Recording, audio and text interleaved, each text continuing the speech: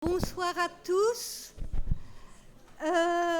Tout d'abord, mes meilleurs vœux, puisqu'on est dans une des premières conférences de l'année. Je ne me prive pas du plaisir de vous souhaiter une excellente année au nom de l'Institut Langage. Et nous allons commencer en beauté par un sujet vraiment intéressant qui va étudier la question du langage en lien avec nos actions, nos intentions et d'une certaine manière notre identité.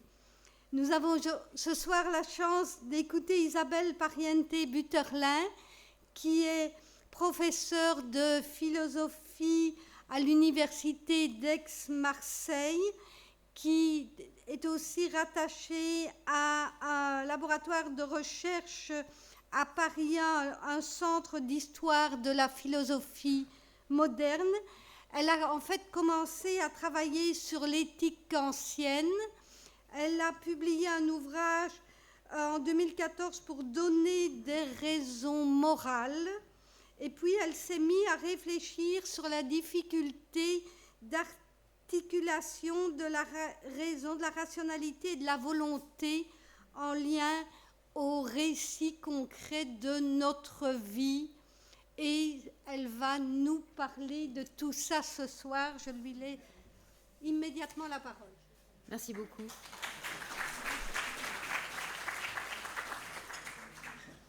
Merci beaucoup. Je vous présente également tous mes vœux pour cette nouvelle année. Et j'espère que voilà, ce sera une bonne façon aussi de la commencer ensemble. J'espère que le titre ne sera pas le seul moment intéressant de l'exposer. Et je voulais effectivement, ma collègue et amie Anne Staquet, qui me fait l'honneur et le plaisir de m'inviter ce soir, je remercie le laboratoire Langage et le musée, m'avait posé cette... c'est une chose qu'on a beaucoup discuté ensemble, déjà du rapport entre le langage et l'action, et elle m'offrait une merveilleuse occasion d'investiguer cette question-là pour vous la présenter ce soir. Et donc, ce que je voudrais envisager avec vous, finalement, c'est des choses dont on a tous fait l'expérience, hein, quand on se dit qu'on va faire quelque chose et que ce qu'on produit dans le monde n'est pas exactement ce à quoi on s'attendait, quand on constate un écart entre la façon dont on s'était représenté, raconter l'action qu'on allait faire, et ce que finalement il en ressort. Au fond, il y a quelque chose qui... est mis en question pour nous, c'est notre place de sujet de l'action. Voilà, puisque quand on agit, on est le sujet de ces actions. Et cette place de sujet, elle est souvent étonnée, surprise, parfois mise à mal, quand on voit ce qu'on a produit, qui n'était pas ce à quoi on s'attendait. Alors c'est lié au fait que nous soyons humains, en fait. Il y a quelque chose de profondément humain dans ce rapport-là à nos actions. Nous ne sommes pas infaillibles, nous ne sommes pas tout-puissants, nous ne savons pas tout. Et quand nous nous engageons dans un cours d'action, il y a deux aspects qui sont très différents. Je vais commencer à suivre le titre de ma communication, qui sera aussi le plan de mon propos. Vous voyez, je commencerai par parler de l'intention, c'est-à-dire en amont de l'action, la manière dont nous la racontons à nous-mêmes. Finalement, nous nous disons ce que nous allons faire. Je vais faire une conférence, je vais prendre le train, je vais essayer d'intéresser le public à ce que je vais dire. Et vous-même, de votre côté, vous vous êtes raconté pour que nous convergions ici ce soir votre journée d'une certaine manière. Il y a aussi tous les gens qui s'étaient dit qu'ils viendraient et puis qui n'ont pas pu à la dernière minute pour diverses raisons, vous voyez, et qui... au fond, on fait l'expérience de cette discordance dont on va parler. Donc finalement, on va entre présents parler des absents. Et donc il y a tout ce récit préalable à notre action qu'on va appeler de manière assez globale l'intention qu'on a dans une action. Vous l'entendez très bien, cette attention, quand on se dit « c'est pas ce que j'avais l'intention de faire ». Vous voyez, souvent c'est dans un décalage en fait qu'on la ressaisit en se disant... par exemple, je t'ai blessé, mais c'était pas mon intention. Ou si j'avais su, j'aurais pas agi de cette manière-là. Et donc, vous voyez que cette intention qui préexiste à l'action, elle va d'une certaine manière accompagner aussi le récit de l'action. On va vérifier pendant qu'on est en train de faire ce qu'on fait que c'était bien ce qu'on voulait faire. Est-ce que ça coïncide bien avec la façon dont on l'avait à l'esprit. Et puis, comme nous sommes humains, comme il y a beaucoup de faillibilité dans notre agir, pour lequel sans doute il faut avoir de l'indulgence aussi, eh bien, il y a des excuses. Les excuses, on les verra dans la dernière partie, on verra quelle valeur on peut leur accorder. Mais présenter ces excuses, c'est reconnaître en fait que tout ce processus d'intention, c'est-à-dire de prévision de l'action et d'effectuation de l'action, eh bien, ne coïncide pas. Et il va falloir réélaborer en fait le rapport que nous avons à notre propre agir avec les excuses. Alors donc je suivrai le plan le titre que je vous ai annoncé, et je vais commencer par parler de l'intention. Pour relier l'intention à l'action, et surtout à ce qui m'intéresse aujourd'hui, qui est le sujet de l'action. On ne va pas s'intéresser énormément au contenu des actions, à ce qu'elles visent, à leur finalité. On va s'intéresser à celui qui agit dans le monde. Il y a un point de départ et un ancrage qui est très important pour comprendre le sujet de l'action, qui est le rapport à la possibilité de dire cette action en première personne. Bon, vous voyez, c'est-à-dire que nous avons, chacun pour nous, chacun à notre place, la possibilité d'utiliser un terme qui va fonctionner d'une façon extrêmement surprenante, le pronom personnel « je », qui a un comportement très étrange dans le langage, parce que vous voyez qu'en fait, il ne va jamais désigner la même personne. Chaque fois que l'un d'entre nous va employer le pronom personnel « je » en première personne, il va se désigner lui-même. Nous allons tous comprendre que chaque fois que celui qui parle dit « je », c'est lui qui le désigne, en fait, lui ou elle qui le désigne. Et donc, nous sommes tous titulaires de ce « je ». Et nous comprenons, même si nous disons « je », que quand l'autre l'emploie, c'est lui qui le désigne avec ce « je ». Donc, vous voyez, il y a quelque chose de très surprenant. Ce n'est pas comme les noms propres, en fait. Les noms propres, ils sont fixement attribués. Et le pronom personnel « je », il est réattribué en première personne, chaque fois que l'un d'entre nous prend la parole. Quand il dit « je », c'est lui qui le désigne. Alors c'est en fait un terme qu'on appelle un terme indexical, mais on n'a pas besoin de jargonner pour remarquer ce mode de fonctionnement. C'est un terme dans la langue qui est extrêmement difficile à maîtriser. En fait, c'est dans l'apprentissage de la langue le dernier mot qui sera maîtrisé par l'enfant. Après, il y a une question de lexique. Vous me direz, bien sûr, l'enfant va continuer à développer son lexique. Et je crois qu'on continue toute notre existence à développer notre lexique. C'est d'ailleurs très beau, cet enrichissement continuel de notre langage et cet apprentissage continuel de nouveaux termes qui se fait parfois de plus en plus rare. Mais quand l'enfant a réussi, en général, c'est entre 2 ans et demi, 3 ans, à parvenir à utiliser le mot « je », alors on considère qu'il sait parler.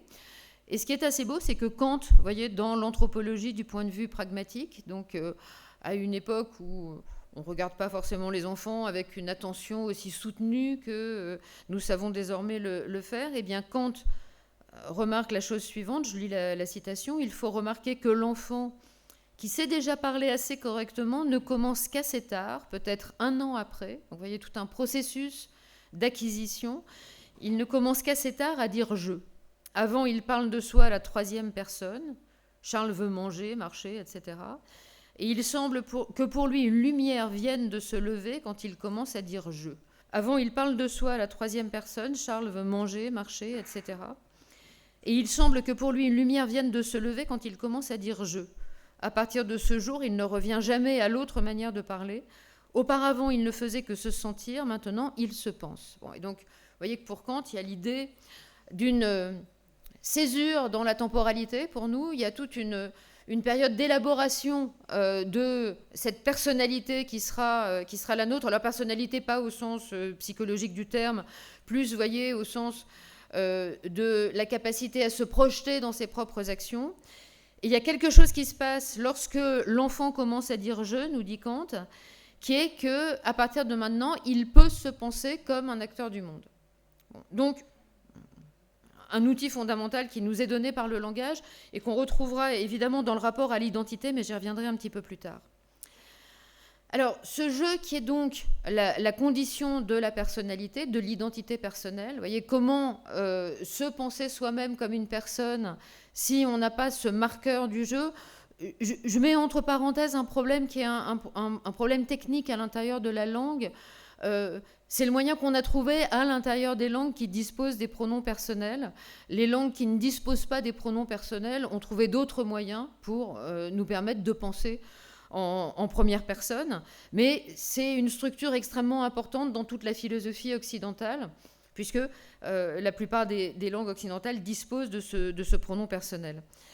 Alors, vous voyez, ce jeu a été pensé, je dirais, à partir du XVIIe siècle, parce qu'il y a quelque chose qui se modifie complètement dans notre représentation du sujet au XVIIe siècle. Il est la condition de la personnalité, de l'identité personnelle. Et en fait, moi, ce qui va m'intéresser ce soir, c'est de regarder avec vous le rapport que... Alors, je vais parler en première personne, mais ce n'est pas le jeu de ma biographie, hein, c'est le jeu... disons que nous avons tous, je vais regarder comment le jeu est la condition de l'intentionnalité, donc de l'agentivité. Je vous promets que c'est le seul moment de la conférence où je vais jargonner un tout petit peu, mais j'ai besoin d'introduire ces concepts d'intentionnalité et d'agentivité, en fait, parce que j'en ai besoin pour parler de l'action. Voilà. Et ça, c'est tellement structurant dans l'action que j'en fais pas l'économie, mais... Vous allez reconnaître des pans entiers de nos expériences quotidiennes dans ces deux concepts.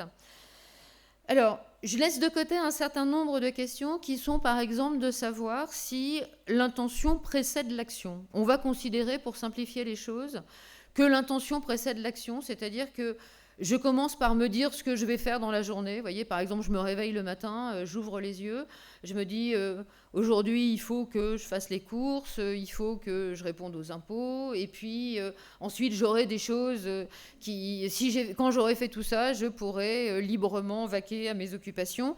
Et donc, vous faites certainement des to-do list si vous avez peur que votre mémoire ne vous trahisse ou si vous avez peur de ne pas tenir tout ce que vous devez faire dans une journée.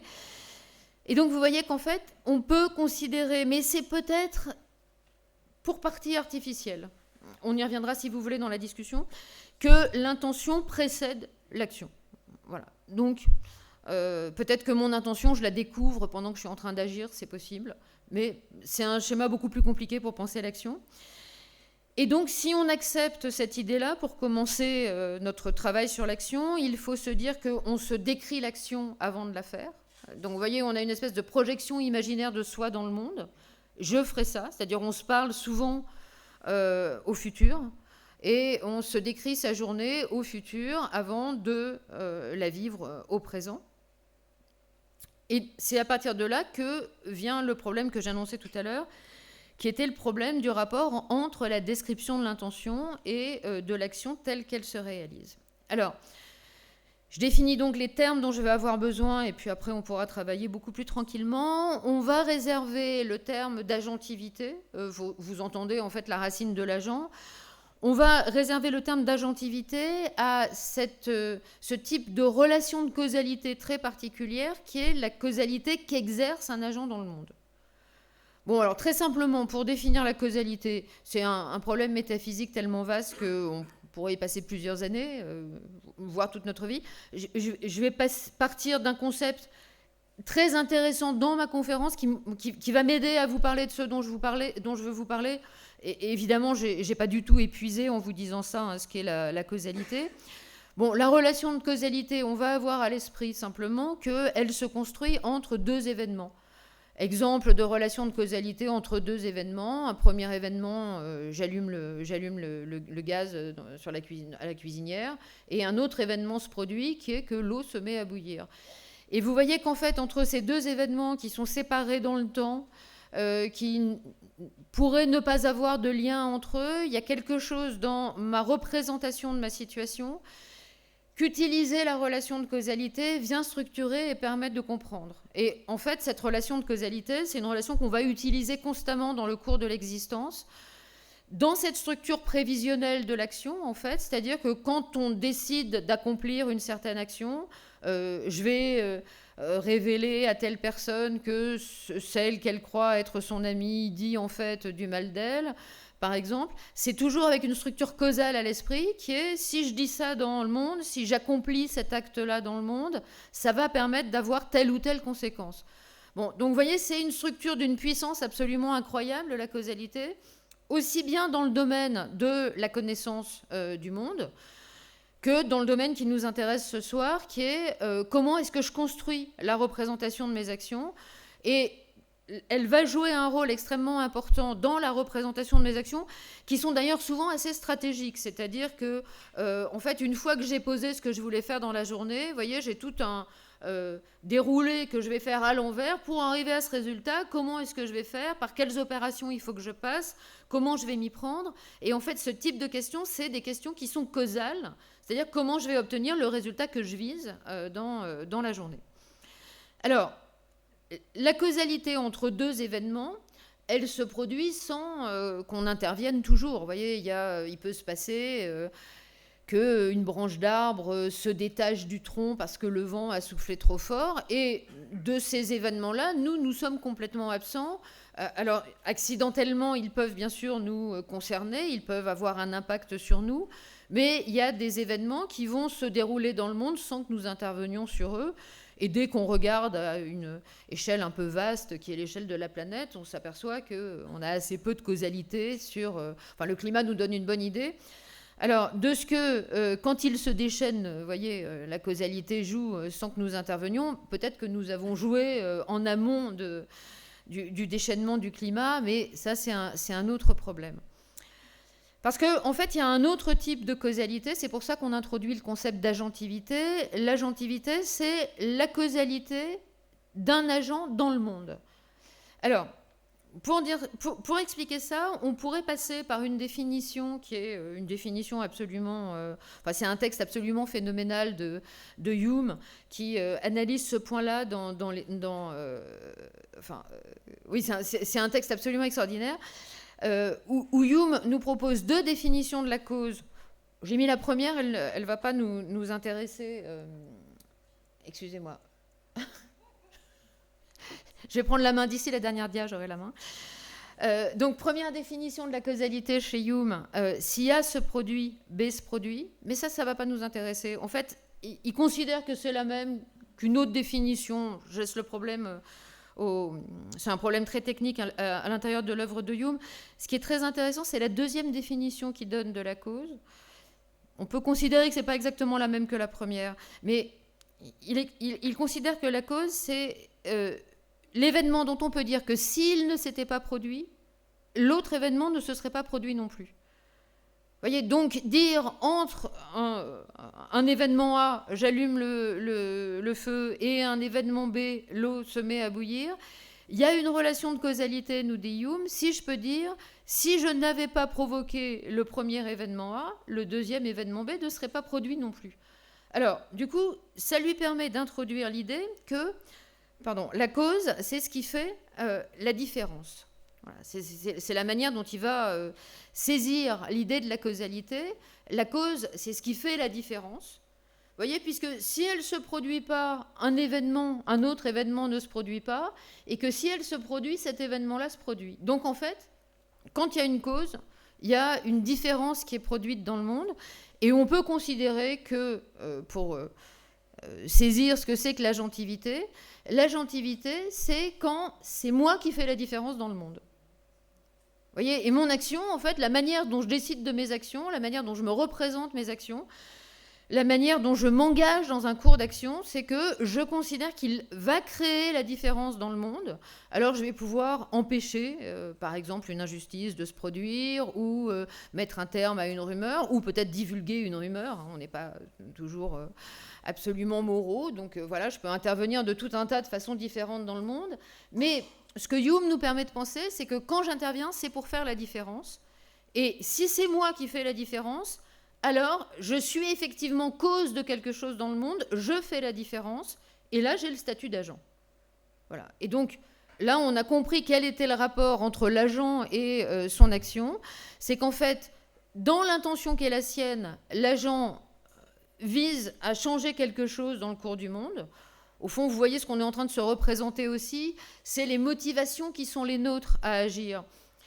Une question assez générale qu'on peut se poser à propos de l'action, c'est pourquoi est-ce qu'on agit plutôt que de rester inactif. Au fond, il y a moins d'efforts.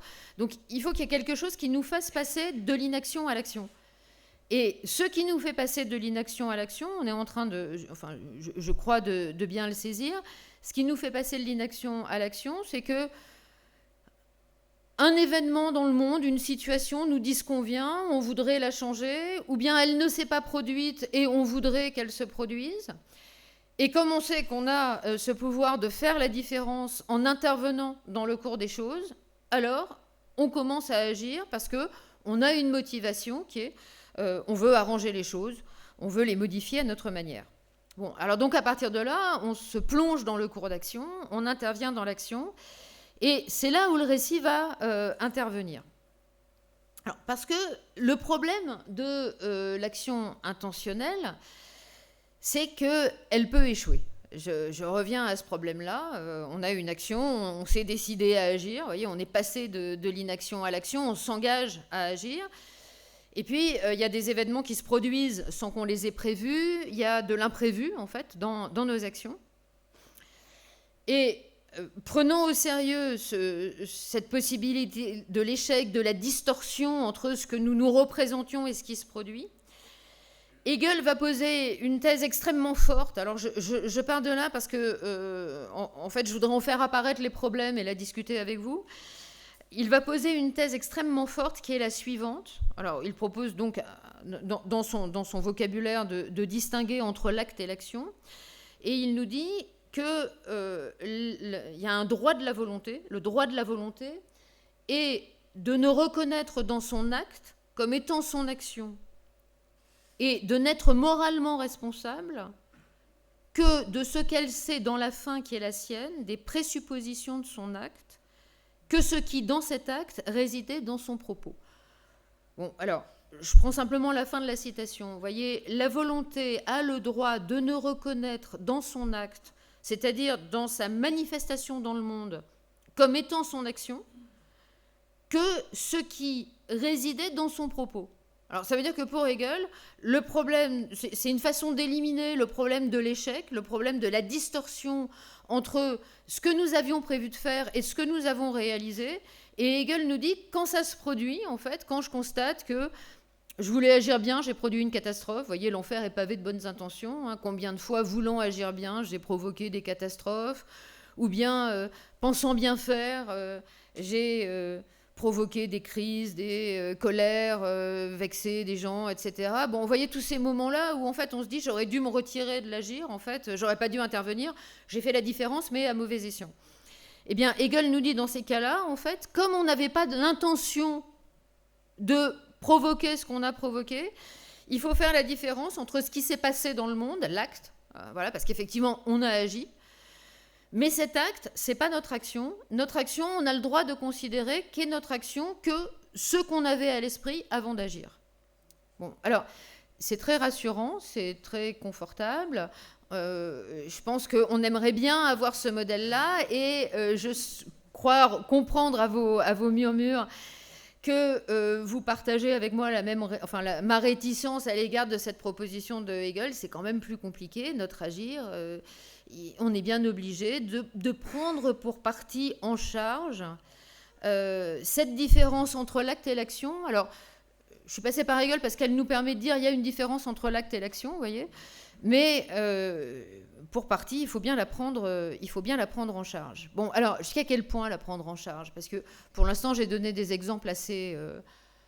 finalement sans grande dimension tragique. Hein. On a tous fait des gaffes, fait des bourdes, ratés, etc. Mais il y a une dimension tragique qui est que, par exemple, Oreste veut punir la meurtrière de son père. Et voulant punir la meurtrière de son père, il se trouve que cette meurtrière est sa propre mère et c'est sa mère qui le punit. On peut multiplier les exemples. Alors je vais vous en donner quelques-uns, mais vous les avez à l'esprit. Puis ça m'a donné l'occasion d'aller chercher des beaux vases grecs aussi. Donc voilà, ça me permet de vous les mettre sous les yeux. Sinon, c'est difficile de faire un beau PowerPoint en philosophie. Donc là, je me suis dit, j'avais une petite veine pour trouver de belles choses avec Hegel, qui prend donc tous ces exemples de tragédies anciennes. Antigone veut rendre les derniers hommages à son frère, mais il se trouve que le faisant, elle porte atteinte à la loi de l'État. Oedipe tue un homme, mais sans savoir que c'est son père. Il libère Thèbes du Sphinx et en épouse la reine, mais la reine est sa mère, etc. C'est-à-dire que ce qu'on constate, vous voyez, dans les tragédies antiques, c'est que cette distorsion entre l'acte et l'action, si vous m'accordez maintenant de parler dans le vocabulaire hegelien, cette distorsion entre l'acte et l'action, elle est constante et elle est totalement écrasante, en fait. Elle va jusqu'à des situations absolument épouvantables. Alors, dont on se demande si il faut considérer que quand on agit, par exemple, dans le cas d'Œdipe, vous voyez, qui est quand même la tragédie absolument sidérante que, vous le savez, Freud va réinterroger, qui est un moment voilà, totalement fondateur pour tout un ensemble de réflexions, mais qui est aussi, à l'époque antique, ce qu'on considère comme, ce qu'Aristote considère comme étant la tragédie la plus pure, parce que quand Œdipe se reconnaît comme étant le meurtrier de son père et l'époux de sa mère, en fait, c'est une auto-reconnaissance de lui-même. Il y a quelque chose d'incroyable dans la tragédie d'Œdipe, c'est que tout d'un coup, il comprend que c'est lui qui vient de faire tout ça, et personne ne le désigne à ses propres yeux comme étant meurtrier de son père et époux de sa mère. Il le comprend par lui-même. Bon, donc il y a quelque chose de sidérant dans cette tragédie à tous égards. Et en fait, ce que nous dit Hegel, c'est que cette conscience tragique, elle prend beaucoup trop, elle prend la responsabilité morale dans toute l'étendue de l'acte. Et c'est trop, nous dit Hegel, on ne peut pas accepter d'être écrasé par une telle responsabilité et une telle culpabilité. En fait, Œdipe aurait le droit de considérer qu'il n'a jamais voulu ni tuer son père, ni épouser sa mère, donc on ne peut pas lui attribuer ses actions en première personne. Vous voyez, c'est ça, en fait, le rapport à la première personne qui intervient. Alors, toutes nos actions, heureusement, ne sont pas des actions aussi tragiques et aussi épouvantables, mais en fait, ça pose le problème de savoir quand je refuse une description de mon action et quand je l'accepte. Voilà. C'est-à-dire, qu'est-ce que je peux objecter à une description de mon action qui n'est pas une action intentionnelle ? Et alors ça, c'est une chose dont on va s'apercevoir et sur laquelle le XXe siècle va abondamment travailler. Par exemple, Elisabeth Anscombe, qui est une disciple d'un très grand philosophe du langage qui est Wittgenstein, va importer dans la réflexion sur l'action à la fois la philosophie ancienne d'Aristote et des remarques beaucoup plus contemporaines. Et en fait, elle va proposer alors une distinction assez surprenante, mais vous voyez qui va faire sens avec la distinction qu'a proposée Hegel entre le volontaire et l'intentionnel. Et elle va proposer de distinguer ce qui est volontaire et intentionnel.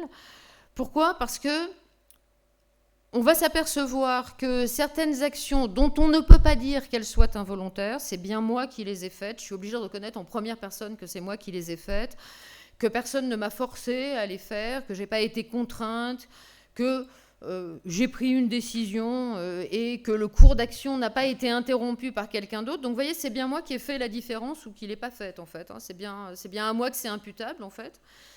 Eh bien quand même, je ne me reconnais pas dans ces actions-là.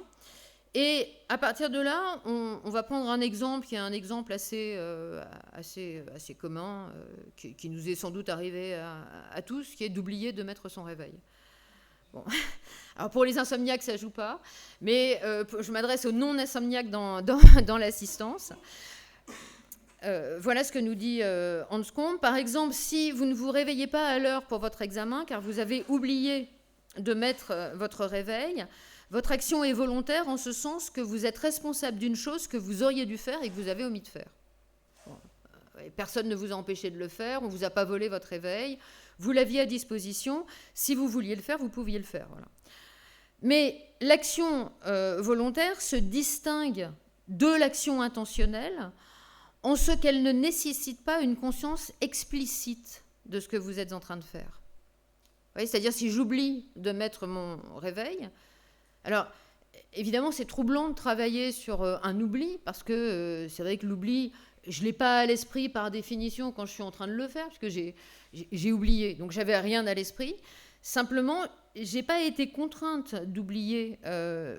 Pardonnez-moi, c'est un exemple de Valérie Couturier, d'ailleurs, commentant en second. Je rends à Valérie Couturier ce qui lui revient. Vous voyez, si j'oublie de mettre mon réveil, bon, j'ai pas été contrainte, mais c'est quand même moi qui ai agi d'une certaine manière dans le monde et qui ai fait la différence autrement que je voulais le faire. Moi, je voulais me réveiller, j'ai pas mis en place les conditions dont j'avais besoin pour me réveiller. Alors, en fait, Anscombe va faire une proposition extrêmement fine pour identifier ce qui nous intéresse, vous voyez, qui sont ces actions dans lesquelles nous nous reconnaissons comme ayant réussi ce que nous voulions faire, c'est les actions intentionnelles. Et les actions intentionnelles, dans la proposition que fait Anscombe, c'est des actions à propos desquelles on est capable de répondre à la question « Pourquoi ?» Pourquoi est-ce que tu l'as fait ? Je l'ai fait parce que. Bon, donc vous voyez que là, on a un bon critère pour répondre à la question « Pourquoi est-ce que tu as mis ton réveil ?» J'ai mis mon réveil parce qu'il fallait que je me lève tôt et que je n'étais pas sûre d'y arriver sans mon réveil. Par contre, si on me demande pourquoi tu n'as pas mis ton réveil, c'était pas volontaire, j'ai pas fait exprès, ça s'est trouvé comme ça. Alors, donc, il y a quelque chose d'extrêmement important dans la capacité à pouvoir donner les raisons qu'on a d'avoir agi comme on l'a fait. Et quand on récupère cette possibilité-là, quand je peux expliquer, j'ai agi de cette manière-là, vous voyez, j'ai mis mon réveil parce que je voulais me réveiller tôt demain matin et que j'étais pas sûre d'y arriver, eh bien là, on a une structure dans laquelle on a une action dont on est sûr qu'elle est intentionnelle. Et vous voyez que si on garde à l'esprit les exemples énormes et tragiques par lesquels on vient de passer, vous voyez qu'en fait, les actions, par exemple, d'Oedipe ne répondent pas entièrement. Oedipe n'est pas capable de répondre entièrement à cette question « Pourquoi ?» C'est vrai ce que dit Hegel d'une certaine manière. C'est-à-dire, il voulait libérer Thèbes, il ne voulait rien faire de plus que libérer Thèbes et suivre sa vie. Alors, cette question « Pourquoi ?» elle est très importante parce que, en fait, à partir du moment où on peut répondre au « Pourquoi », on a une possibilité qui nous est donnée d'affirmer pour nous-mêmes les raisons de notre action, c'est-à-dire, en fait, de la reprendre dans un récit dans lequel nous lui donnons du sens.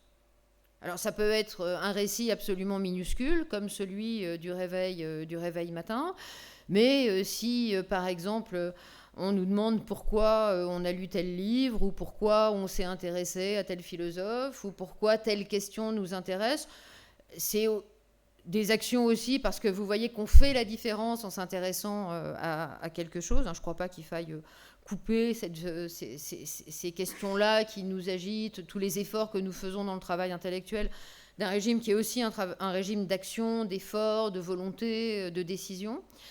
Eh bien, à partir du moment où je peux répondre à la question « Pourquoi ?», je suis pleinement le sujet de mes actions, en fait. Voilà. Donc, il y a cette question qui est tellement importante pour nous, qui est, si je peux dire, parce que j'avais ça à l'esprit, parce que je visais cette situation, eh bien, à ce moment-là, je récupère un récit qui est, au fond, me semble-t-il, bien reconstruit de mon agir, vous voyez, dans lequel je me reconnais, dans lequel il n'y a pas de trou, il n'y a pas de relâchement du récit. Alors, j'emploie cette métaphore parce que je pense à un très beau texte de Leibniz dans les Nouveaux essais sur l'entendement humain, où Leibniz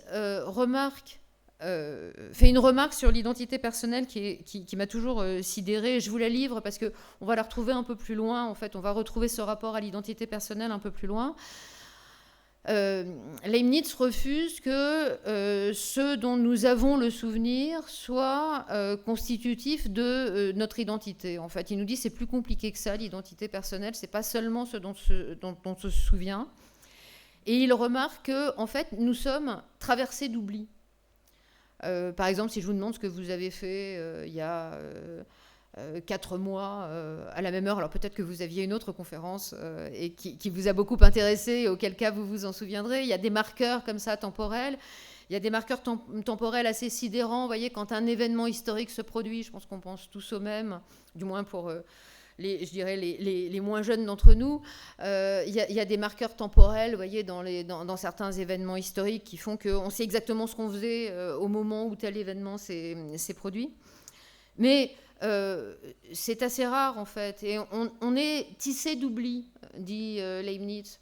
Alors, peut-être que sur la question du pourquoi, pour se reconnaître dans le récit qu'on se fait à soi-même de sa propre vie, il ne faut pas être trop exigeant non plus. Vous voyez, de même qu'on est tissé d'oubli dans notre identité personnelle, on pourrait faire l'hypothèse qu'on peut admettre que je ne peux pas répondre à la question pourquoi pour chacune de mes actions, et d'ailleurs ça ne serait pas très intéressant, mais je dois pouvoir récupérer globalement quelque chose dans mon existence qui fait que je dessine le mouvement de mon existence en disant, voilà, j'ai fait tel choix parce que, j'ai pris telle décision parce que, ou je me suis tenue à telle situation parce que. Et en fait, c'est là où le sujet se constitue véritablement lui-même comme un sujet. Voilà. Donc on est parti simplement de la possibilité de parler en première personne, et ça c'est, je dirais, le soubassement dont on a besoin.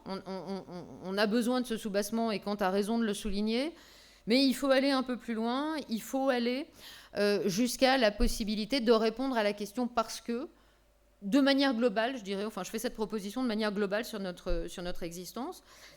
Le problème, c'est que si on se demande s'il y a une description de l'action qui est la description de notre action, eh bien, en fait, on va s'apercevoir que c'est un problème très, très complexe sur lequel on va trébucher, et j'emploie trébucher à dessein. C'est vraiment un problème extrêmement difficile, si vous voulez, parce que on s'aperçoit qu'en fait, bon, même si j'arrive à donner une description de mon action, qu'elle correspond à ce que j'avais l'intention de faire, que je peux dire pourquoi je l'ai fait, il y a tout un tas de problèmes qui peuvent se poser, et dans le détail desquels, je reviendrai peut-être dans la discussion si vous voulez, mais simplement, alors, vous remarquerez qu'on repasse par une pièce de théâtre, on repasse par un immense moment qui nourrit la réflexion philosophique sur l'action, qui est cette fois Hamlet. Et Shakespeare et Davidson fait cette remarque dans Action et événements. Bon, la scène, vous savez, où Hamlet se précipite, se croit espionné, croit qu'il y a des espions qui écoutent ce qu'il dit. Il se précipite sur l'homme qui est caché derrière le rideau, alors en criant « je vais te tuer, je vais te tuer ». Donc on peut considérer que c'est bien une action intentionnelle. Vous voyez que c'est ce qu'il a à l'esprit de faire. Il le fait, il peut expliquer pourquoi il le fait. C'est parce qu'il pense qu'il est espionné. Et puis, il y a un problème absolument assourdissant qui se pose et auquel Davidson donne une dimension extrêmement logique, en fait, dans sa formulation. C'est qu'en fait, c'est la même personne, l'homme derrière le rideau, Polonius, et le père d'Ophélie. Voilà, l'homme qui est caché derrière le rideau, c'est Polonius. Polonius, c'est le père d'Ophélie, et Ophélie, c'est la fiancée d'Hamlet. Donc, on pourrait dire aussi, si vous voulez, que Polonius, c'est le futur beau-père d'Hamlet, si tout se passe bien. Bon. Et donc, quand Hamlet tue l'homme derrière le rideau, on a des raisons de penser que c'est une action intentionnelle, que c'était bien ce qu'il avait à l'esprit de faire, qu'il le fait, il y arrive, bon, il l'a décrit avant de le faire. Donc, vous voyez, il y a quelque chose même d'explicite dans la pièce qui est je vais le tuer. Mais en fait, c'est bien compliqué de dire que c'est intentionnellement que Hamlet a tué Polonius. C'est encore plus compliqué de dire que c'est intentionnellement que Hamlet a tué le père d'Ophélie. Il n'avait pas du tout l'intention de le faire. Alors finalement, on retrouve le problème duquel on est parti, qui est la discordance entre ce que j'ai prévu de faire et ce que j'ai fait, mais d'une façon encore plus radicale, parce qu'on s'aperçoit qu'il n'est pas nécessaire que l'action soit en discordance avec ce que j'ai prévu de faire, pour que quand même j'ai provoqué une catastrophe et pas du tout ce que j'ai voulu faire, puisque Hamlet n'avait pas l'intention de tuer le père d'Ophélie. Bon, alors à partir de là va s'engager toute une discussion que je voulais plus vous signaler que investir véritablement avec vous, parce qu'on aurait besoin de beaucoup de temps, mais si vous voulez qu'on y revienne, j'y reviendrai bien volontiers, qui est qu'en fait, il va y avoir tout un débat assez virulent et assez intense pour savoir si on peut considérer que c'est exactement la même action sous différentes descriptions. Et si c'est la même action sous différentes descriptions, eh bien, en fait, Hamlet doit reconnaître que c'est intentionnellement qu'il a tué le père d'Ophélie. C'est un peu contre-intuitif, me semble-t-il, de considérer qu'on peut unifier toutes ces descriptions de l'action finalement en les lui imputant toutes, vous voyez. Ou alors, on va essayer de suivre notre intuition que Hamlet s'est trompé. Vous voyez, on va introduire dans notre récit de la situation quelque chose comme s'il avait su que l'homme derrière le rideau était le père d'Ophélie, il ne l'aurait pas fait.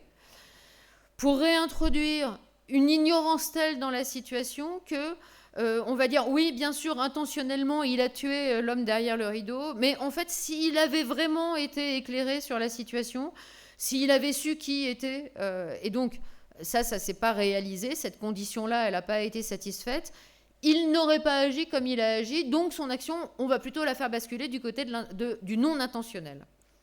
Bon, voilà, ça veut dire qu'en fait, le problème qu'on a et que Davidson fait apparaître, vous voyez, dans cette scène de Shakespeare, c'est qu'une même action peut être décrite de manière intentionnelle et de manière non intentionnelle.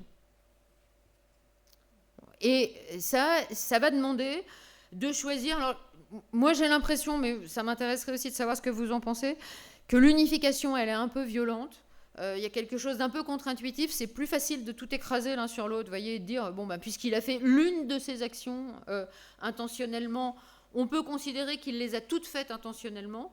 Et puis, il y a une proposition que je trouve assez intéressante, qui est de dire, en fait, on va diviser toutes ces actions-là. Mais en fait, c'est très difficile à faire. C'est-à-dire qu'on s'aperçoit que...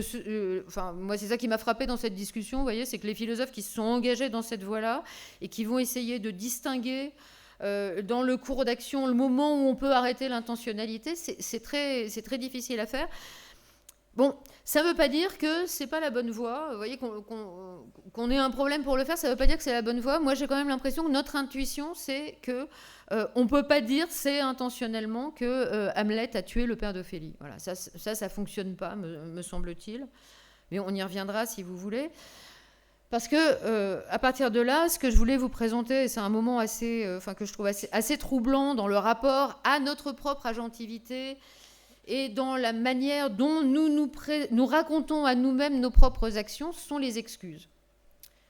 Bon, des excuses, il faut en faire. Je reviens à cette idée-là que nous sommes faillibles, nous échouons souvent, nous agissons parfois de manière inconsidérée. Au fond, ce qu'on pourrait faire intervenir dans la discussion ici, c'est le rapport à l'ignorance. Bon, vous voyez qu'Hamlet, en fait, était ignorant de l'identité de l'homme derrière le rideau, et s'il l'avait su, sans doute, il aurait agi autrement. Bon, le problème, c'est que nous agissons toujours en situation d'ignorance. Vous voyez, il y a toujours un moment où nous considérons que nous sommes suffisamment éclairés pour nous décider à agir. Nous avons une façon de nous représenter les circonstances dans lesquelles nous agissons, mais on n'est jamais complètement éclairé sur les circonstances. Quand je décide, par exemple, que je vais inviter 2 personnes qui ne se connaissent pas à dîner chez moi, je pense que ça peut fonctionner et que le dîner peut être agréable. Ça peut aussi produire un dîner tout à fait désagréable. À l'inverse, je peux être aussi extrêmement surprise de la façon dont ça va se passer incroyablement bien. Bon, mais vous voyez qu'en fait, il y a un point de basculement. Je suis toujours pour partie en situation d'incertitude, d'ignorance, et je décide d'agir quand je pense que voilà, j'en sais assez, je prends le pari que je peux essayer d'agir. Cette situation d'ignorance, elle est très bien représentée par Descartes dans ce qu'il appelle la morale par provision. L'exemple qu'il en prend, c'est le voyageur égaré dans la forêt. Bon, alors évidemment, c'est très métaphorique de cette forêt dans laquelle on est égaré, puis en plus c'est la forêt du XVIIe siècle, hein, c'est pas les bois bien balisés avec les cartes topographiques, voire la triangulation par satellite. Pensez à une forêt absolument immense, peuplée de brigands et de loups, dans laquelle on est égaré. Et être un voyageur égaré dans la forêt, pour Descartes, ça nous demande une qualité de la volonté qui est absolument extraordinaire, qui est d'être capable de décider, alors que nous ne savons absolument pas dans quelle direction nous devons aller. Vous voyez, peut-être que en décidant de marcher, mettons, plein sud, nous allons traverser la forêt par le côté le plus vaste, le plus accidenté, le plus dangereux, le plus infesté de loups et de brigands. On n'en sait rien quand on prend cette décision. Mais en fait, il vaut mieux prendre une décision et s'y tenir, nous dit Descartes, que attendre d'en savoir suffisamment pour bouger. On ne sortira pas de la forêt si on veut être complètement informé sur la forêt. On n'en sortira pas, on va rester immobile. Donc, ce n'est pas une bonne décision. Et la pire décision, nous dit Descartes, c'est de changer d'avis une fois qu'on a décidé quelque chose. Bon, donc, il y a une qualité de la volonté, nous dit Descartes, qui est d'être résolue. C'est-à-dire de se tenir fermement à ce qu'elle a décidé une fois qu'elle l'a décidé, même si c'est en situation d'incertitude, en fait. Et notre agir à nous, il se produit toujours pour partie en situation d'incertitude. Alors, bien sûr, on peut appeler à la prudence, on peut demander plus ample information, on peut vouloir être mieux éclairé sur les tenants et aboutissants de la situation qu'on accepte. Mais enfin, de toute façon, il y a cette dimension d'incertitude qui fait qu'on ne peut jamais être à l'abri de la discordance, vous voyez, entre ce que je voulais faire, ce qui s'est produit, et pourtant j'ai accepté de le faire. Alors à partir de là, on va avoir un stratagème qui est très intéressant et qu'on emploie, je pense, assez régulièrement dans la vie sociale, qui est d'expliquer que si on l'avait su, si on avait eu telle connaissance, bien sûr, on n'aurait pas agi comme ça. Bon, vous remarquerez qu'on repasse à une structure irréelle. Vous vous souvenez quand on a identifié ce que c'était que la cause et la cause de l'agent qui agit dans le monde, c'est celui qui peut dire si je n'étais pas intervenu, les choses ne se seraient pas produites, on n'aurait pas obtenu tel résultat. Vous voyez, donc être un agent, c'est dire je suis intervenu, j'ai fait la différence. Et quand on va se trouver des excuses parce qu'on est un peu désolé de ce qu'on a produit en faisant la différence, on va jouer sur une autre structure qui consiste à dire si j'avais su, j'aurais agi différemment. Donc vous voyez, on passe toujours par une structure qui est irréelle, qui est, en fait, je reviens dans la situation dans laquelle j'ai pris la décision d'agir, et si j'avais été mieux informée, j'aurais pas pris cette décision. En fait, je récuse la décision qui a été la mienne. Bon, alors, en fait, si on prend en compte très... enfin, ça, je pense que c'est difficile de ne pas le faire, que nous ne faisons pas toujours ce que nous voulons, il y a une opacité des circonstances, il y a une imprévisibilité des conséquences de notre action, il y a une certaine faiblesse de notre volonté qui a parfois aussi du mal à réaliser ce qu'elle voulait faire, il y a aussi une limitation de nos forces et une ignorance assez grande en fait de ce que nous pouvons faire, allons faire et des circonstances dans lesquelles nous agissons. Vous voyez qu'en fait, il y a beaucoup de choses qui nous échappent dans notre agir en fait. Bon, donc finalement, quand je vous ai proposé tout à l'heure d'accepter que le pourquoi il soit assez général, il faut aussi que le pourquoi il tienne face à tout ce qui nous a échappé dans la circonstance. Et quand ça tient trop mal, en fait, on a une solution qui est de présenter ses excuses. Alors, je voudrais simplement, dans la dernière partie de mon intervention, analyser ce que c'est qu'une excuse. Moi, je vous propose de considérer qu'en fait, quand on présente ses excuses... Alors, on va partir de l'idée qu'elles sont sincères, qu'elles sont... Vous voyez, ce n'est pas des fausses excuses, parce que ça, ce n'est pas très intéressant. Hein. La simagrée sociale, elle a du sens pour fluidifier la vie sociale. Voilà, on peut admettre les mensonges par omission, on peut admettre les excuses auxquelles on ne croirait pas, mais qu'on prononce du bout des lèvres. Mais on va plutôt s'intéresser à ce que c'est qu'une excuse sincère, d'accord ? Donc, laissons de côté uniquement la stratégie dans l'action. Et en fait, je vous propose de considérer l'hypothèse selon laquelle présenter ces excuses, c'est essayer de retirer la part du volontaire de notre action, en fait, se retirer d'une description volontaire de notre action pour essayer de la faire basculer le plus possible du côté de l'involontaire. Alors d'abord, je partirai d'une remarque que fait Austin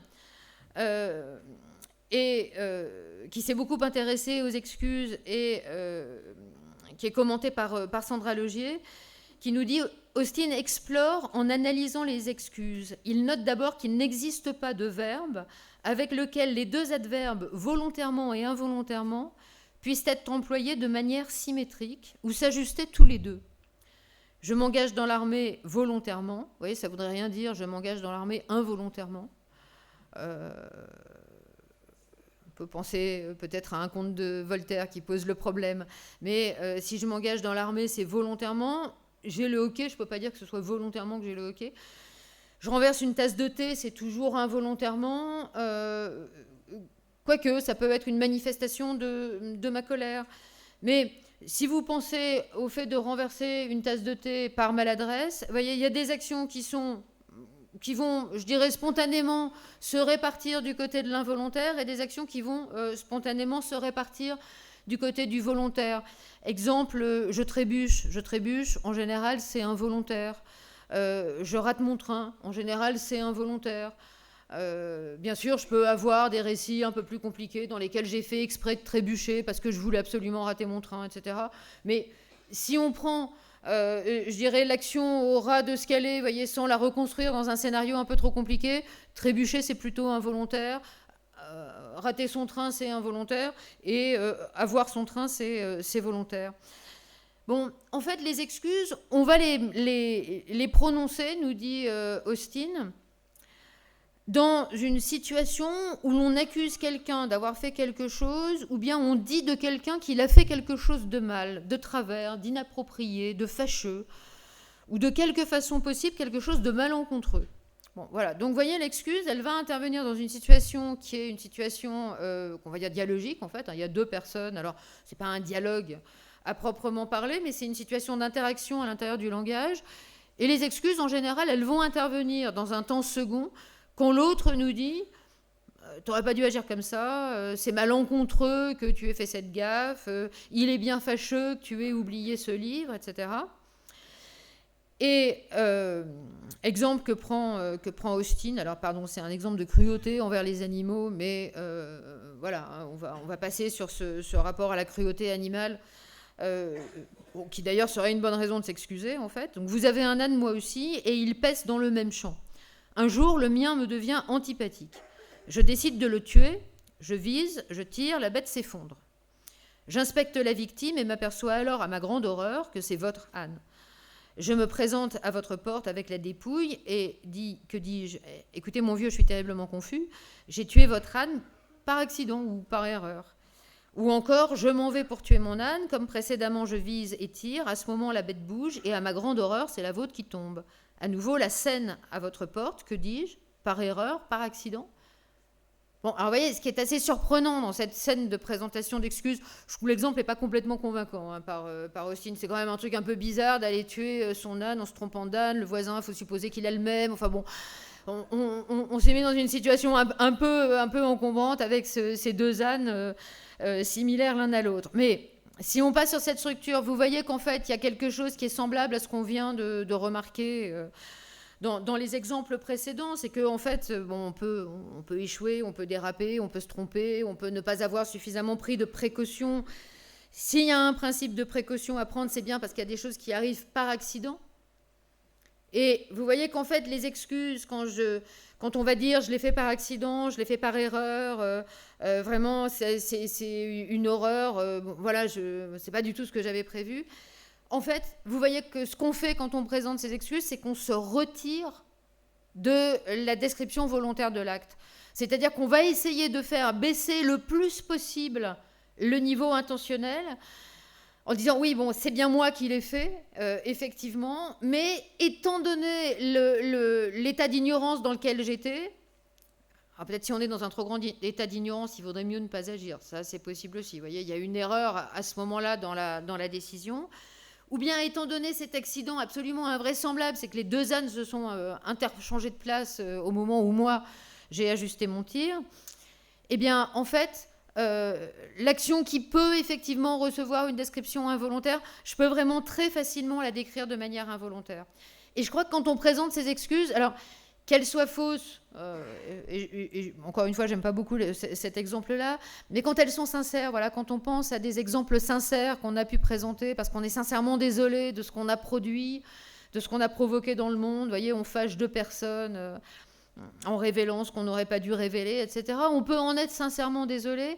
Et je crois que quand on est sincèrement désolé de notre agir, Eh bien, en fait, la situation dans laquelle on se trouve, c'est que, bien sûr, on reconnaît que nous sommes bien l'auteur de l'action, c'est bien nous qui avons agi, mais enfin, la dose d'intention qu'on peut s'attribuer dans cette action, on essaie de la diminuer le plus possible. On ne peut pas l'anéantir complètement quand même, ça reste notre action.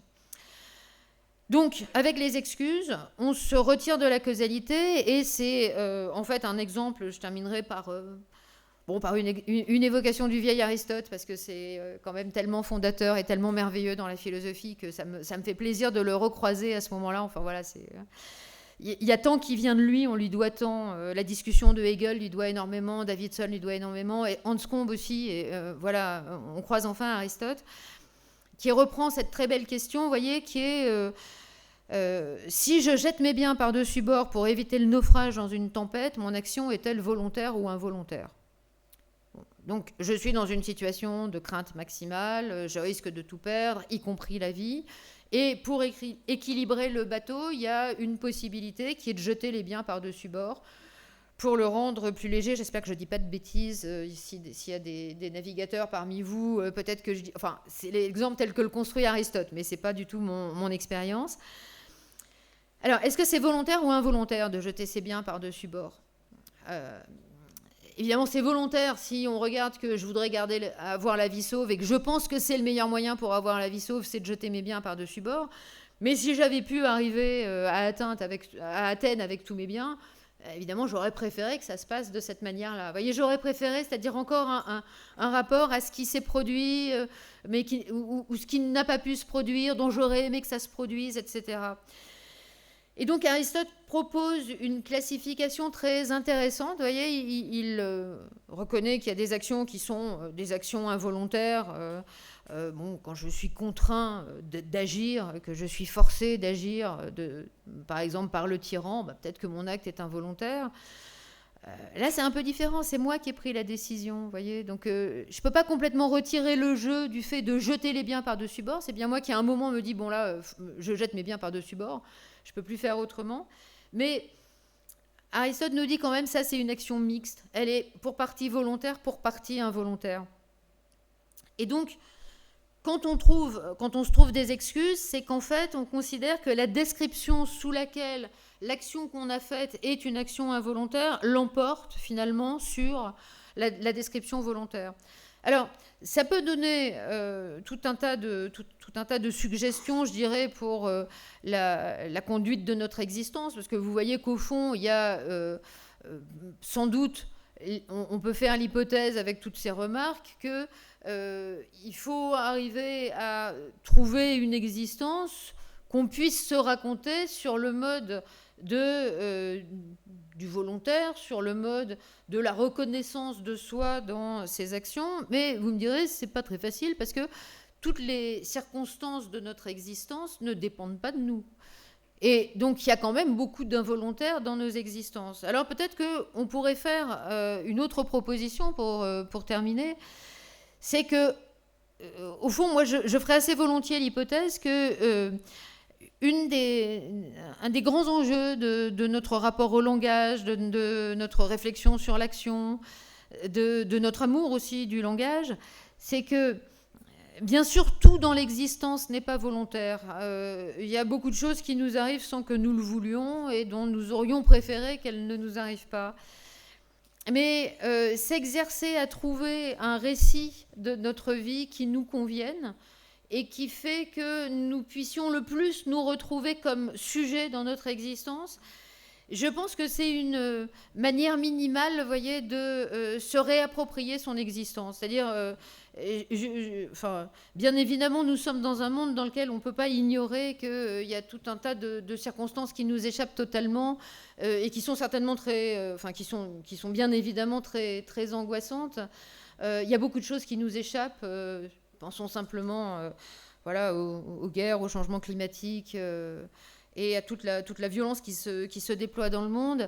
Et vous voyez, il faut trouver un récit de soi dans ce monde. Alors, c'est pas du tout, je fais pas du tout un appel à l'égocentrisme, ni rien du tout. Hein. Je veux pas dire par là que ce qui importe, c'est de se recentrer sur soi. Mais je crois qu'en fait, on a un véritable problème qui est d'arriver à trouver comment se raconter notre insertion comment se raconter son insertion dans le monde en arrivant à répondre le mieux possible à la question du pourquoi, en fait. Et ce qui m'intéressait de vous présenter à travers ces discussions, au fond, assez techniques, assez précises à l'intérieur de l'histoire de la philosophie, sur le rapport du sujet à son action, c'était l'importance, quand on a ces questions-là à l'esprit, de se soucier du récit en première personne de ces actions qu'on va pouvoir se réapproprier et reconstruire pour soi. Je vous remercie beaucoup de votre attention.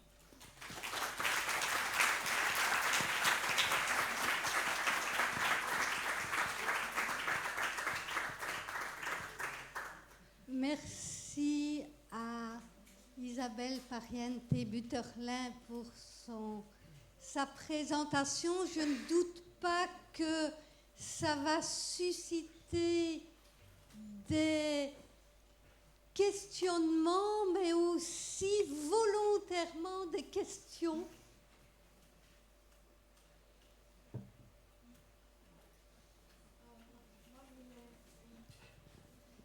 Oui, je vais parler tout près. Voilà. Ça m'a beaucoup intéressée dans toutes les nuances que vous apportez très fort par rapport à l'intentionnalité, tout d'abord.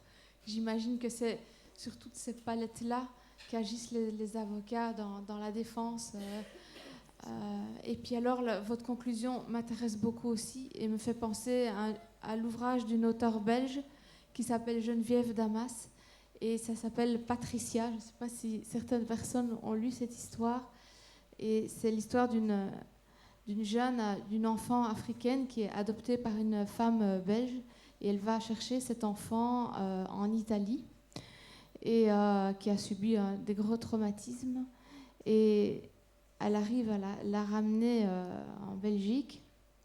Et cette petite ne parle pas. Elle est complètement renfermée. Et c'est vraiment à partir du moment où, via des actions de jeu, elle va reconstruire le récit de soi, qu'elle va retrouver une identité et qu'elle va aussi pouvoir, secondairement, donc, appeler pour la première fois la femme qui va l'adopter et la reconnaître. Et voilà, je trouvais que c'était une application pratique de ce que vous venez d'expliquer. Merci infiniment. Je vous remercie pour cette très belle référence que je connaissais pas, mais que vous m'avez donné envie de lire. Valérie Damas, c'est ça Geneviève Damas, merci beaucoup. Ce que vous dites est extrêmement juste. Alors, j'ai pas osé toucher à des questions aussi importantes que l'adoption, le déracinement, le traumatisme. Je suis passée, vous voyez, par des exemples, voilà, qui étaient dans la tragédie grecque, mais vous avez tout à fait raison, c'est-à-dire que je vous remercie d'avoir entendu ça aussi dans ce que je voulais dire, qui était que il y a dans le langage quelque chose qui nous tisse profondément. Et le silence de ce point de vue-là peut être destructeur. Moi, j'ai été très frappée, vous voyez, par une chose que disait Jean-Marie Schaeffer à propos des études littéraires, en fait. Il regrettait, donc c'est dans son ouvrage Petite écologie des études littéraires, il regrettait que dans les études littéraires, on fasse toujours écrire de manière normative pour évaluer. Vous voyez, on fait écrire des dissertations, on fait écrire des exercices qui sont notés, qui sont évalués. Parce que, et il va tout à fait dans votre sens, et je suis profondément nourrie par cette même idée. Il a un rapport à l'écriture dont il nous dit que quand on arrive à écrire, alors c'est une autre utilisation du langage, mais elle est concomitante à celle que vous évoquez, puisque ce récit, il est écrit par quelqu'un. Et dans l'écriture, dit Schaeffer, il y a la possibilité de médiatiser le monde. C'est-à-dire, vous voyez, il y a une espèce de violence de l'événement, de violence du monde, de violence de la réalité. La réalité, ça cogne, quoi, voilà, et parfois ça cogne très fort, trop fort. Et arriver à l'écrire, nous dit Schaeffer, je trouve que l'idée est très belle, c'est atténuer cette violence du monde, mettre entre soi et le monde la médiation de l'écriture. Et là, en fait, dans l'espace de l'écriture, on a une possibilité de réélaboration qui est enfin voilà, qui est de l'ordre de la reconstruction aussi. Et entendons-nous bien, cette écriture, il ne s'agit pas du tout de savoir si on écrit bien, si on est un grand romancier, un grand poète. Ça n'a aucune importance. Ce que dit Schaeffer, c'est qu'en fait, il faudrait qu'on écrive régulièrement. Voilà, faudrait écrire tous les jours ce qui nous est arrivé, comment on se le raconte, et qu'il y a quelque chose, vous voyez, d'une atténuation de la violence du monde quand on arrive à l'écrire. Donc, merci d'avoir si justement entendu ce que je voulais dire. Je n'avais pas osé aller jusque-là. Merci à vous.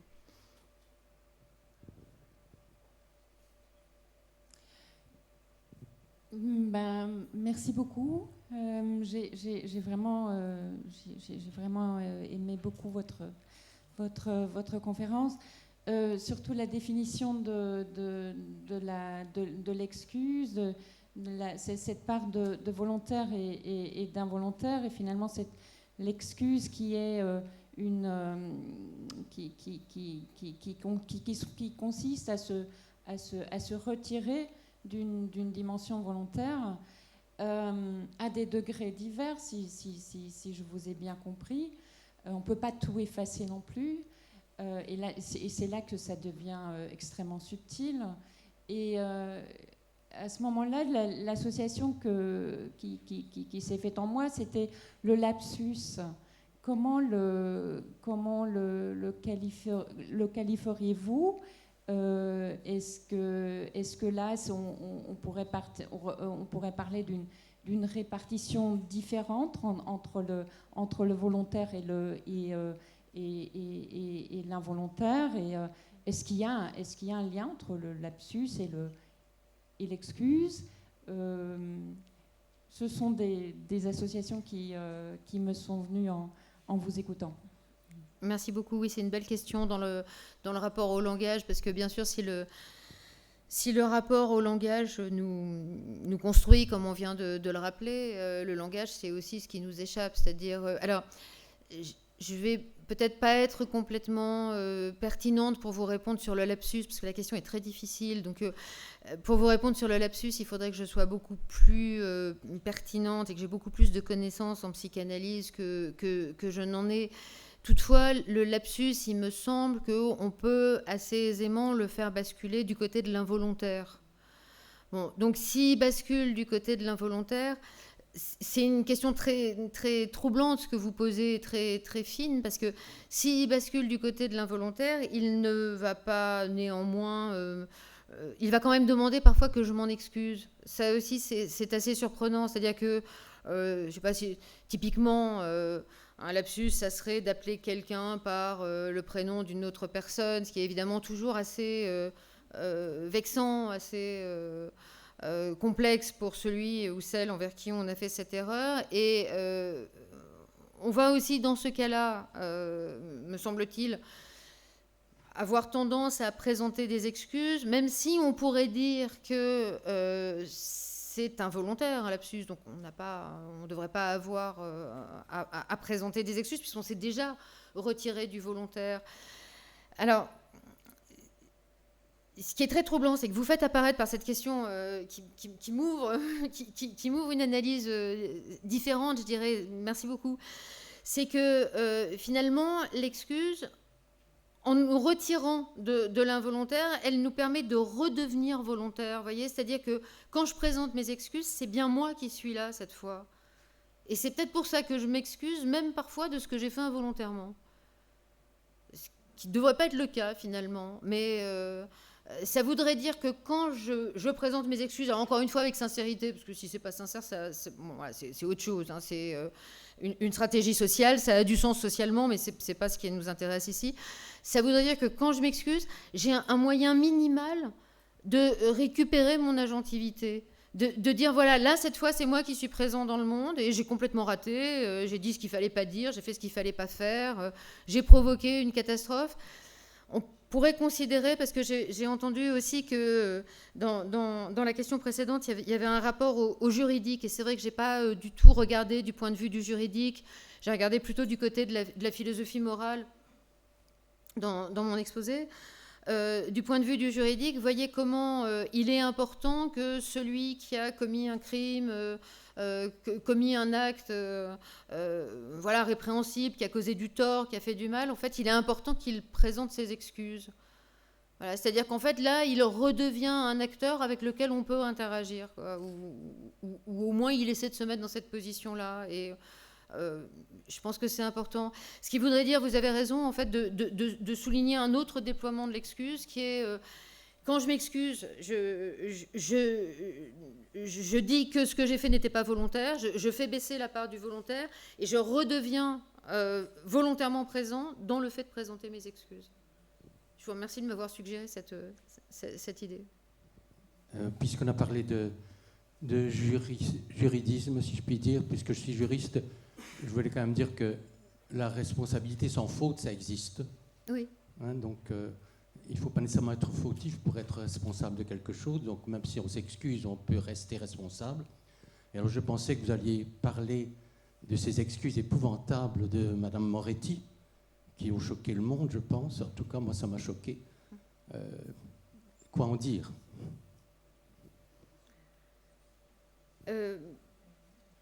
Pardonnez-moi, est-ce que vous pouvez en dire un peu plus Mais vous savez que, bon, de la catastrophe de Cran, oui. Hein, Madame Moretti n'a rien trouvé de mieux à faire que de elle n'a même pas présenté ses excuses, elle a dit « je m'excuse ».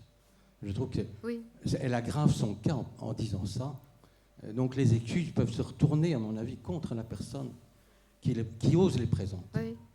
Oui, c'est un cas extrême. Oui. C'est une question. Oui, alors c'est vrai que c'est un cas extrême.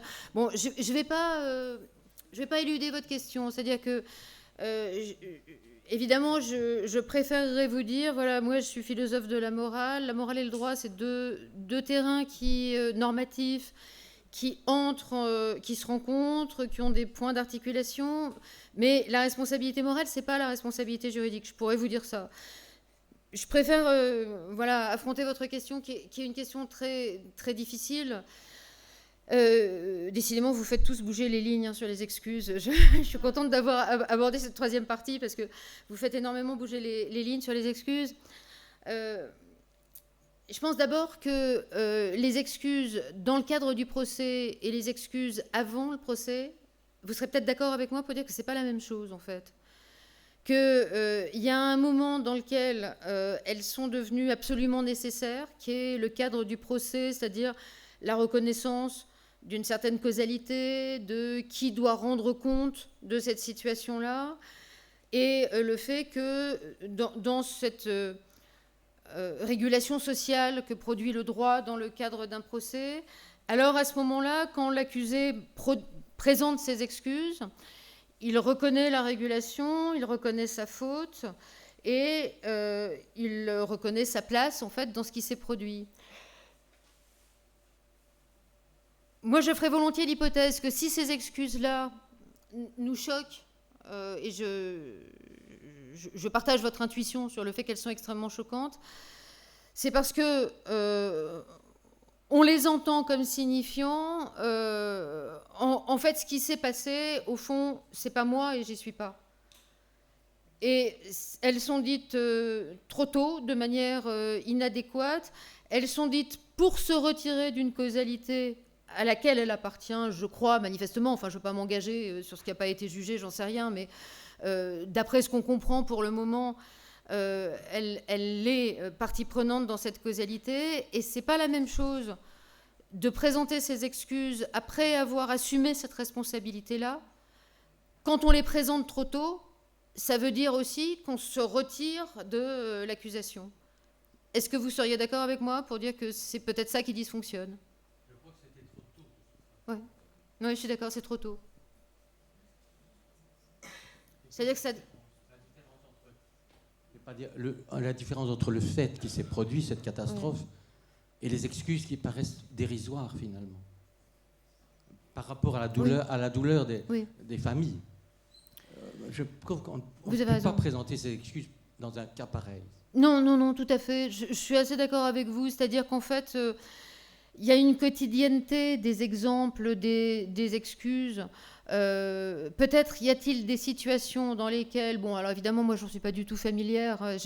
J'ai aussi du mal, si vous voulez, ça vous expliquera le type de situation que j'ai choisi d'analyser quand je passais au concret, et le fait que je me sois sinon dirigée vers des exemples qui sont liés à la littérature, c'est que j'ai du mal à parler d'exemples dont j'ai absolument pas idée du côté écrasant qui peut être le leur. Vous voyez, c'est-à-dire, c'est pour moi raconté par les journaux. Je vois la douleur des gens. J'ai pas idée de ce que c'est que cette douleur-là. C'est au-delà de tout ce qu'on peut imaginer. C'est-à-dire que et j'ai l'intuition, mais peut-être me trompais-je, mais j'ai l'intuition que face à certaines douleurs, la seule chose qui est possible, c'est le silence. Voilà. Et là, on n'est pas dans une situation d'excuse, c'est-à-dire je m'excuse parce que je vous ai fâchés tous les deux, c'est autre chose que je ne peux pas me retirer d'une causalité qui a provoqué des dizaines de morts, c'est pas possible. C'est-à-dire qu'il y aurait une inappropriation des excuses, effectivement, vous avez raison. D'abord un mauvais moment, une inappropriation, et puis le fait que parfois... mais alors là, effectivement, on arrive à ce qu'il y a de plus épouvantable dans l'existence quand il ne reste plus que le silence, quoi. Ouais. Ça serait un marqueur, en fait, hein, de ce rapport à ce qui nous dépasse, devant lequel on est obligé d'être silencieux. Je pense qu'on a fait tous les... Quand je vous dis que ça m'est étranger, c'est pas au sens où, évidemment, la douleur humaine m'est pas étrangère. Je veux dire, j'ai pas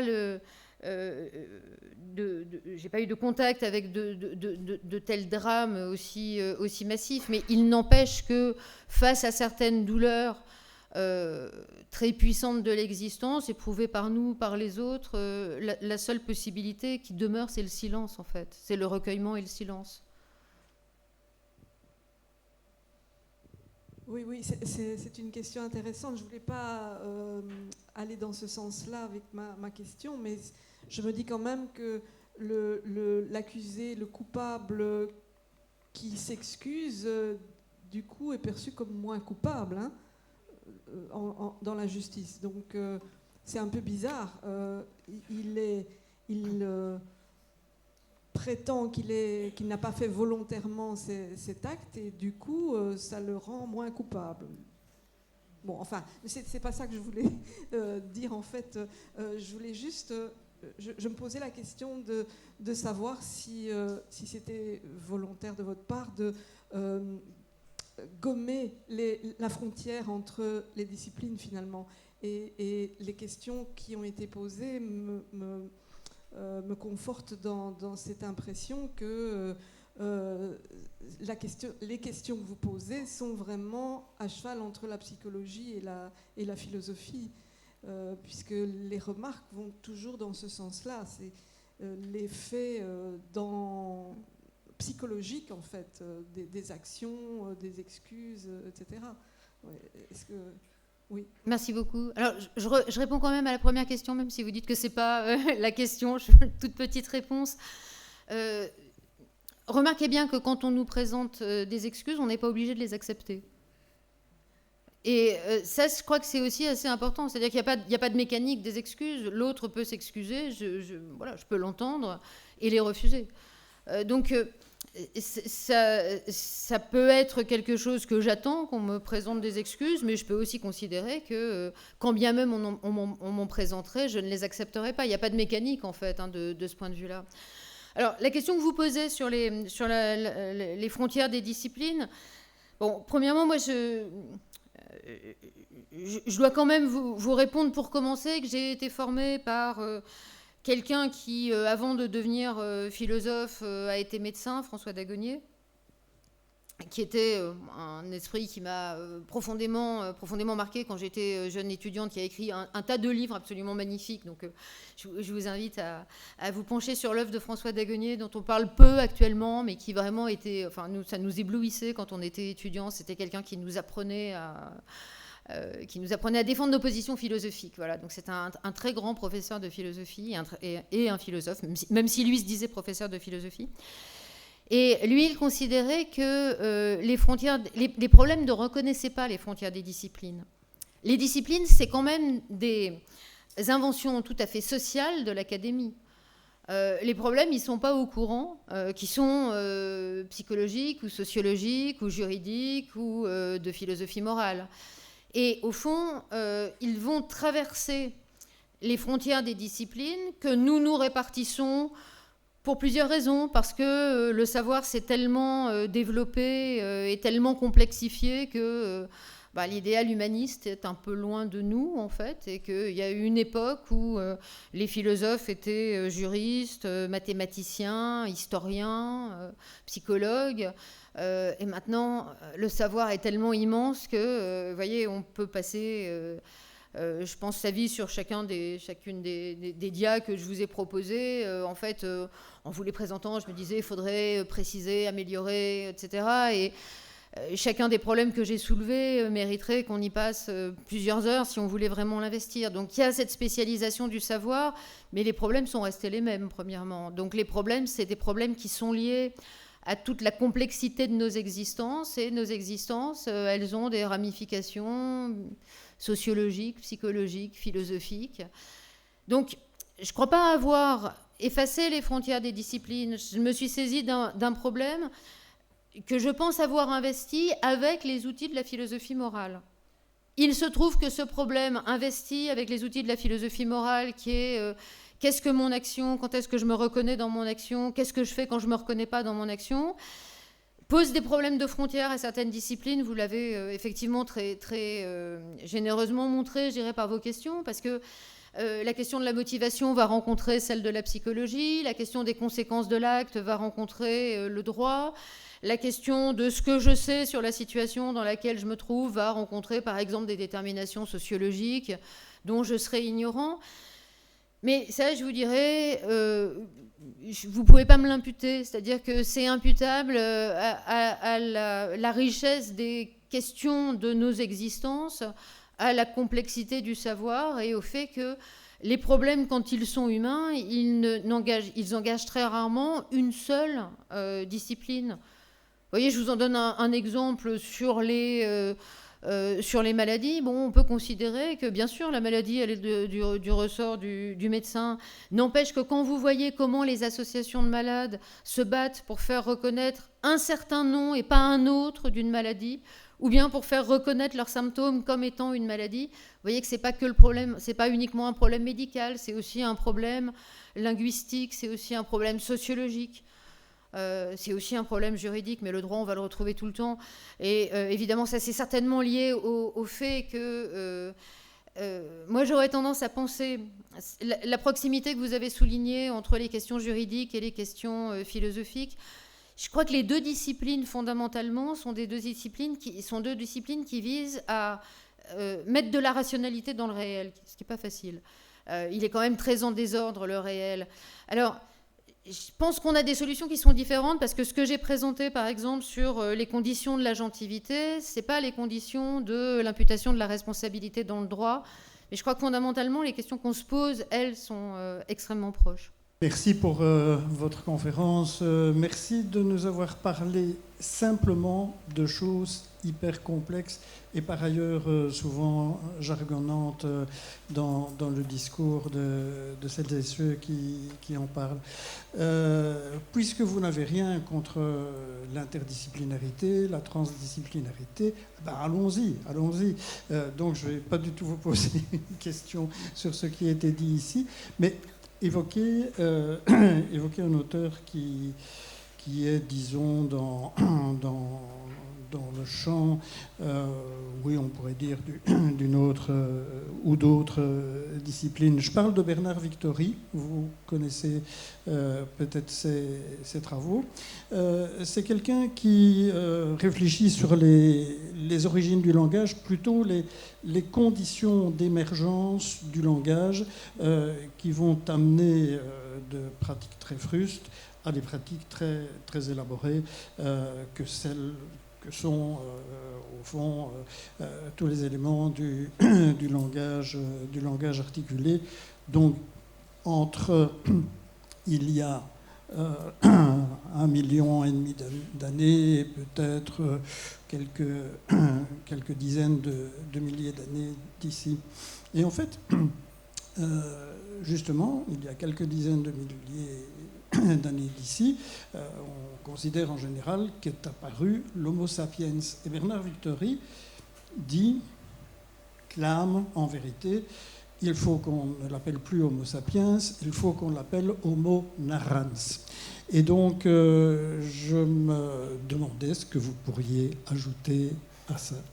Ça, c'est d'un côté disciplinaire. D'un autre côté disciplinaire, sans l'éviter, vous n'avez pas nommément parlé de la figure de l'acte gratuit, hein, que Gide a tellement bien tenté de, en espagnol on dirait contemplar, d'observer dans son roman Les caves du Vatican, avec ce personnage Lafcadio qui, dans le train de Rome, subitement projette à l'extérieur du train un personnage. Et bon, Gide interroge la question de savoir si c'est là la preuve qu'il existe des actes véritablement sans base autre que la gratuité d'un acte. Donc c'est l'acte sans intentionnalité, c'est l'acte sans responsabilité, etc.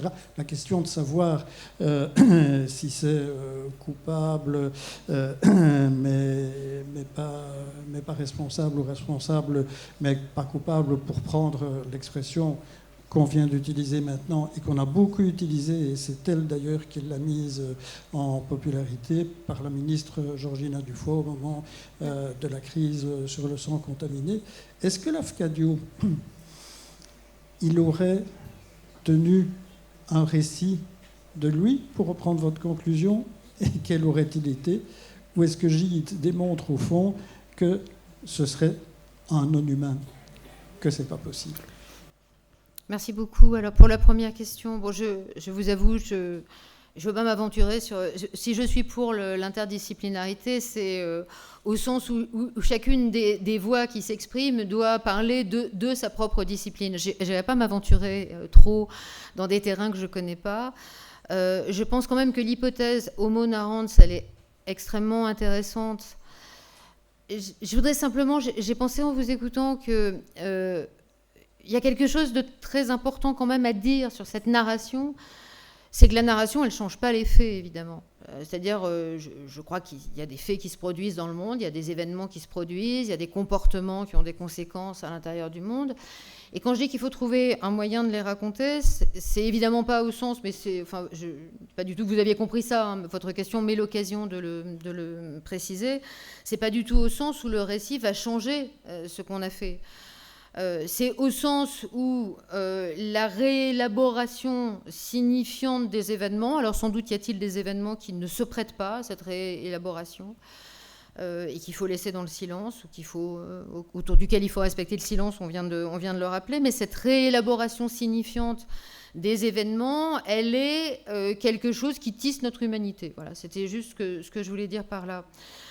Alors, la question des caves du Vatican, vous avez très bien détecté le creux, effectivement, de l'analyse.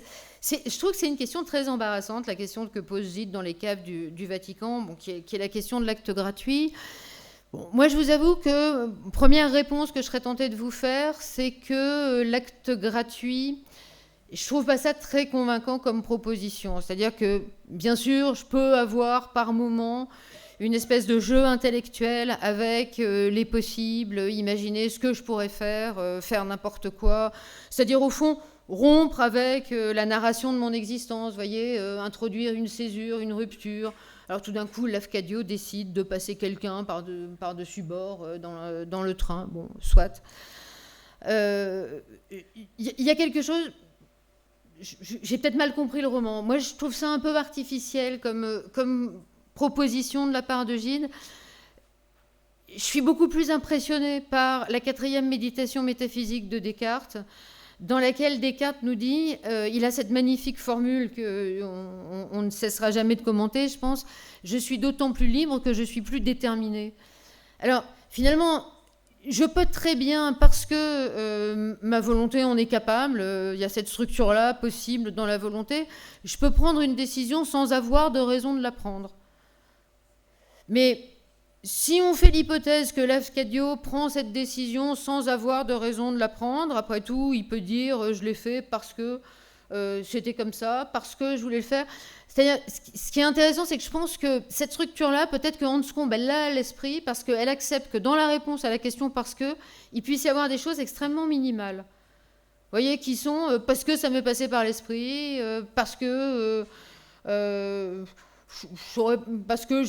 n'ai pas eu d'autres inspirations à ce moment-là. Enfin, vous voyez, ce n'est pas nécessairement une construction très engageante pour le jeu qui doit suivre le parce que, c'est simplement accepter de répondre à la question parce que, bon, qui rattache à l'intentionnalité.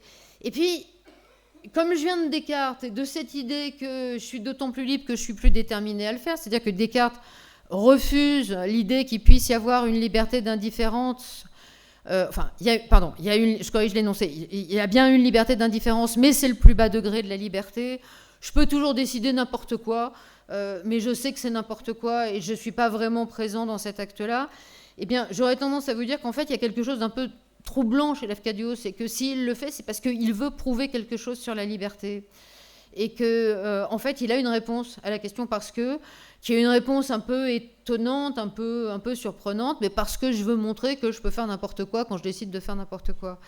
Alors, c'est pas très bon, hein, ce qui suit le parce que, outre que, et là, je vais de nouveau avoir des problèmes avec les juristes, mais là, c'est la faute de l'exemple.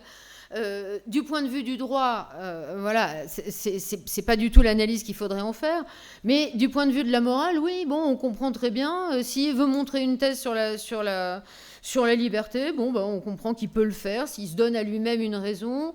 Ça reste une faute morale parce que, je pense qu'on voit tous le problème moral qu'il y a dans cette situation-là, mais on comprend qu'il puisse le faire en se disant moi, je veux montrer que ma volonté est capable de se déterminer, même si je ne devrais pas faire ce que je suis en train de faire, ou même si je devrais faire toute autre chose, etc.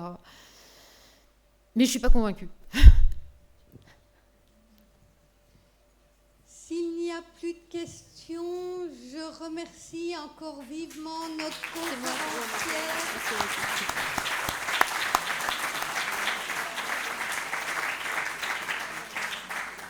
Et je vous signale qu'elle est prête à dédicacer, comme ça a été demandé, les ouvrages qui sont accessibles là derrière. Et vous verrez qu'elle s'aventure sur des terrains différents, puisque là-bas, il s'agit d'un ouvrage sur Internet abordé d'un point de vue philosophique et moral. Voilà.